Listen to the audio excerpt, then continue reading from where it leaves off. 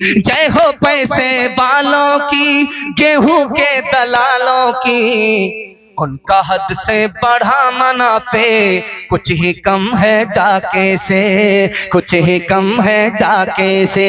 परसों राम धड़ाके से, बुढ़िया मर गई फाके। आप अपने बच्चों पर 3 एहसान करते हैं और किताबों में लिखा है कि ये एक एहसान भी याद नहीं रखेंगे, सब भूल जाएंगे। पहला एहसान क्या करते हैं? अच्छा खाना खिलाते हैं, ये बच्चे अगले ही दिन भूल जाएंगे, याद नहीं रखेंगे। दूसरा एहसान करते हैं, अच्छा कपड़ा पहनाते हैं, ईद के मौके से पैसा को पैसा नहीं समझते, कर्ज लेकर के बच्चे को खुश करने के लिए, अच्छा बाप बनने के लिए कपड़ा पहनाते हैं, ये बच्चे इस एहसान को भी भूल जाएंगे। तीसरा एहसान क्या करते हैं? लोन उठा करके मकान बना करके देते हैं। जब इन बच्चों का दौर आएगा, आपका बनाया हुआ मकान मकबरा बन जाएगा, ये उजाड़ करके फेंक देंगे, शीश महल बनाएंगे, इस एहसान को भी याद नहीं रखेंगे। लेकिन किताबों में लिखा है, एक एहसान कर दीजिए, बच्चे जिंदगी भर याद रखेंगे। आप जाहिल रहे कोई फर्क नहीं पड़ता, अपने बच्चे को पढ़ा लिखा दीजिए, जिंदगी भर एहसान याद रखेंगे। एक आदमी मजलिस में खामोश था, कुछ बोलता नहीं था, सब लोग बोल रहे थे लेकिन वो आदमी खामोश था। तो हजरत को एहसास हुआ, लगता है बहुत बड़ा आलिम है। तो हजरत ने कहा, आप कुछ नहीं बोलते, आप भी कोई सवाल पूछिए। कहा, हजरत हम फालतू सवाल नहीं पूछते। कहा, अल्लाह, बहुत पहुंचेगा आदमी, पहुंचा हुआ। कहा, अच्छा जो फालतू सवाल नहीं है वही पूछिए। कहा, जब आप कहते हैं तो पूछ लेते हैं। आप कहते हैं कि जिस दिन सूरज गुरूब होता उस दिन इफ्तार कीजिए, अगर किसी दिन सूरज गुरूब ना हो तो क्या करें? हजरत को समझ में आ गया, ये तो बहुत बड़ा जाहिल है, तो जाहिल का बाप। सास बहू को लेकर के ससुराल आई, बहू बोलती ही नहीं है, खामोश है। अब बस्ती में ये शोर हो गया कि पता नहीं कैसी बहू करके लाई है, बोलती ही नहीं है, जबान है कि नहीं गूंगी है। सास हाथ जोड़ करके बहू के सामने खड़ी हो गई, बेटी जग हंसाई हो रही है, रुसवाई हो रही है, कैसी बहू है, बोलती नहीं है, तू बोलती क्यों नहीं है? तो बहू ने कहा, जब तुम कहती हो बोलने के लिए तो कल से बोलेंगे। अब सास को इंतजार हुआ कि वाह क्या कीमती बात बोलेगी। जब बोलने की बारी आई तो करीब बुलाया, इधर आइए। तो सास बेचारी दौड़ी दौड़ी सब काम छोड़ छाड़ करके कान लगाया, क्या बात बोल रही है? तो कहा कि अगर तुम्हारा बेटा मर जाए दूसरे घर में मेरा रिश्ता करोगी कि नहीं करोगी? सास ने कहा, अस्तगफिरुल्लाह अस्तगफिरुल्लाह, ला हौला वला कुव्वता इल्ला बिल्लाह। बेटी तेरा बोलने से खामोश रहना ही अच्छा है, आज के बाद तू खामोश हो जा। एक आदमी ट्रेन में सफर कर रहा था, बंबई का, उसकी सीट ऊपर में थी, बंबई का सफर कर रहा था। कानपुर में जब ट्रेन आई तो वो उतर करके पानी लेने के लिए गया, ये ट्रेन निकल गई, दिल्ली जाने वाली ट्रेन आ गई। उसने समझा कि हमारी ही ट्रेन है, हमारी सीट है। जब बैठ गया वो पानी लेकर के, तो नीचे वाले से पूछता है कि आप लोग कहां जा रहे हैं? बोला दिल्ली। बोला हम तो बंबई जा रहे हैं। वो आदमी बोला कि आप बंबई जा रहे हैं दिल्ली की ट्रेन में? इसको अब भी समझ में नहीं आ रहा। कह रहा, वाह रे साइंस की तरक्की, एक सीट ऊपर वाली बंबई जा रही है और नीचे वाली दिल्ली जा रही है। वो बातें जिनसे कौमें हो रही है नामवर सीखो, उठो तहजीब सीखो, सनअतें सीखो, हुनर सीखो, बढ़ाओ तजर्बे अतराफ आलम में सफर सीखो, खवासे खुश को तर सीखो, उलूमे बहरो पर सीखो। खुदा के वास्ते ऐ नौजवानो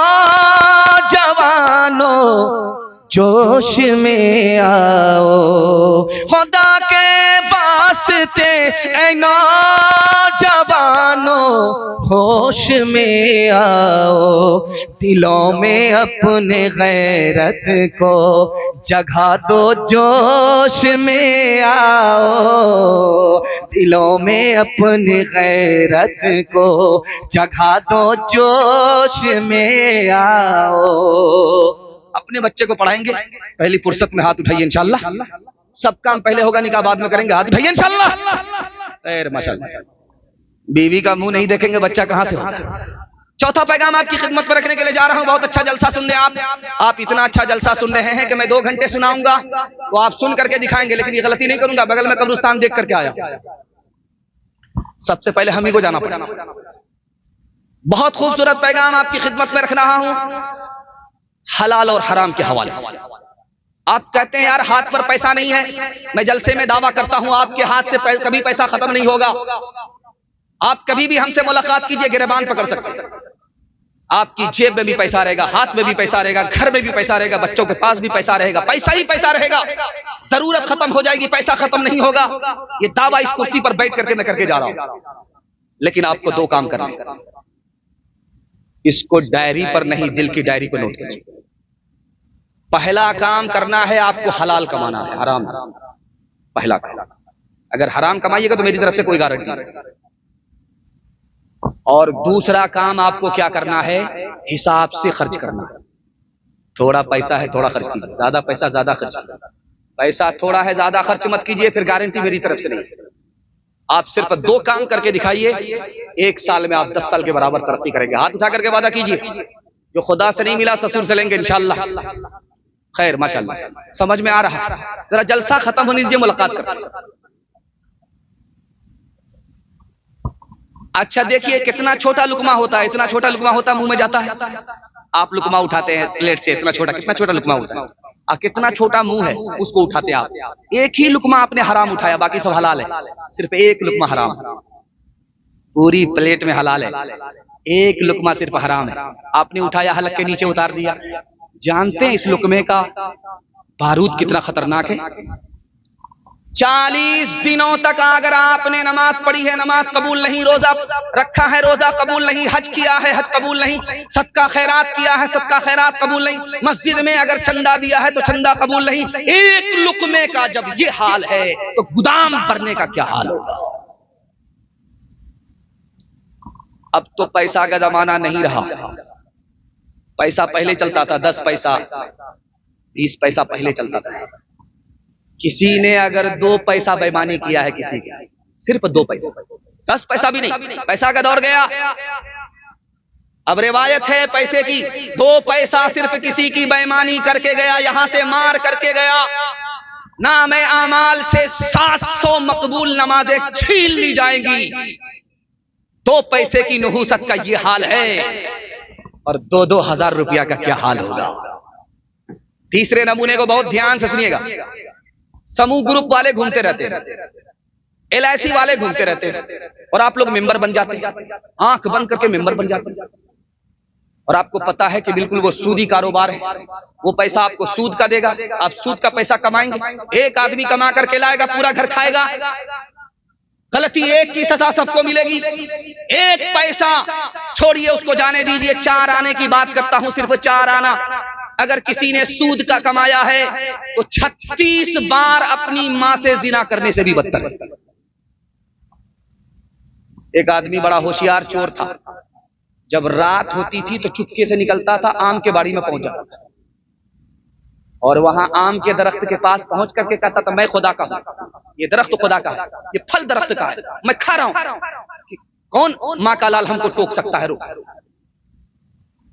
99 दिन चोर के एक दिन कोतवाल। बाग वाला परेशान है कि भाई ये आम कहां जा रहा है, रोज आम जा रहा है, तो पहरे में बैठा हुआ है। होशियार चोर, मंतकी चोर आया बाग में, बोलने लगा, मैं खुदा का हूं, और ये दरख्त खुदा का है, ये फल खुदा का है, तो कौन होता है कोई रोकने वाला, टोकने वाला। बगल में आदमी मालिक बाग का आया, उसने कमर में रस्सा लगा दिया, उसी दरख्त से बांध दिया, और लाठी लेकर के बोलता है, ये लाठी भी खुदा की है, मैं भी खुदा का हूं, तुम भी खुदा के हो, अब मारते हैं तो चिल्लाते क्यों। अब उसको समझ में आया, यार मंतिक की चोरी तो बड़ी महंगी पड़ी, लोगों ने मुझे फलसफे से फंसा लिया। हाथ उठाइए, वादा कीजिए, हराम को हराम समझेंगे, हलाल को हलाल समझेंगे। हाथ उठाइए, इंशाअल्लाह कमाएंगे आंख बंद करके, उसके बाद हलाल और हराम को देखेंगे। हाथ उठाइए इंशाअल्लाह। खैर मैं टटोल रहा हूं, ये जितने उठाने वाले दायां बायां जा रहे हैं, या तो ये बस्ती के ससुर हैं या बस्ती के दामाद, अल्लाह रहम फरमाए। बरसों राम धड़ाके से बुढ़िया मर गई फाके से। बरसों राम धड़ाके से बुढ़िया मर गई फाके से। झूठे टुकड़े खाकर बुढ़िया तपता पानी पीती थी। मरती है तो मर जाने दो, पहले भी कब जीती थी, पहले भी कब जीती थी। जय हो पैसे वालों की, गेहूं के दलालों की, उनका हद से बढ़ा मुनाफे कुछ ही कम है डाके से, कुछ ही कम है डाके से। बरसों राम धड़ाके से बुढ़िया मर गई फाके से। कल युग में भी मरती है, सतयुग में भी मरती थी। ये बुढ़िया इस दुनिया में सदा ही फाके करती थी। जीना इसको रास न था, पैसा इसके पास न था। इसके घर को देख के लक्ष्मी मुड़ जाती थी नाके से, मुड़ जाती थी नाके से। बरसों राम धड़ाके से बुढ़िया मर गई फाके से।